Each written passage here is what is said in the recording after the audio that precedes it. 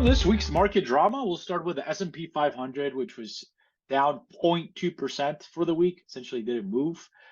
That makes it 6 straight weeks in which the S&P 500 does not move in any direction up or down more than 1%, essentially very low volatility. That's the longest streak since the six weeks we saw in December of 2019, which is crazy considering how much is going on macro-wise. Market has been very boring, essentially. When it comes to the economy, we saw core CPI come in as expected at 5.5% year-over-year growth for April. Core PPI, which is the producer index, came in as expected at 2.3, which is the PPI number has come down a lot. With those two numbers, you would have thought the market would have done better, but we did have a couple other numbers that kind of were more on the negative side. The University of Michigan Consumer Sentiment Index came in at a worse than expected 57.7. The forecast was for 63. That is actually the lowest level since November of last year. If you kind of go double click into that Consumer Sentiment Index, the measure of when they ask consumers, what do you think your financial situation will be 6 months from now?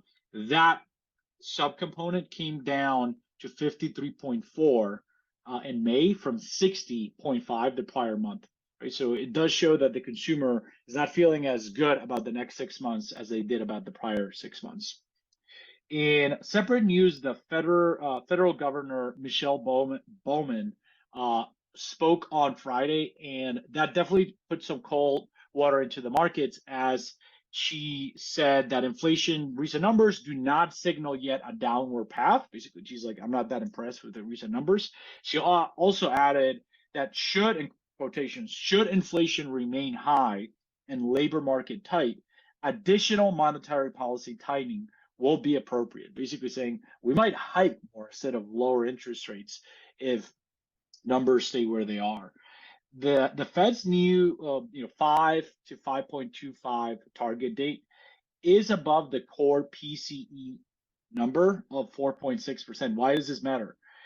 This is usually now telling you that the Federal Reserve is in restrictive territory, right? They're basically like now in a place where they're trying to slow down the economy when their Fed target is above core PCE numbers.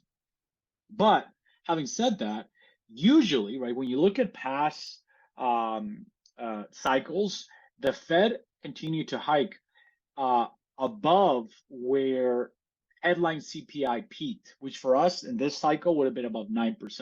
Now, I don't think the Fed's going to do that, but it does give you a sense that the Fed is not crazy to think that they might actually raise interest rates a little bit more if the inflation doesn't cool off, right? And I don't know if the market's kind of pricing that type of scenario.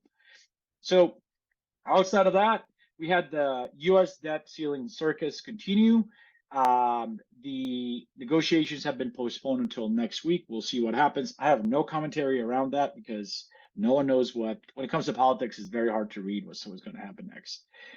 Next week, when it comes to the economy, we have April retail sales and expected earnings from a couple of, call it proxies for the economy like Home Depot. So that's what we're going to look for next week. Stay tuned for that. Take care.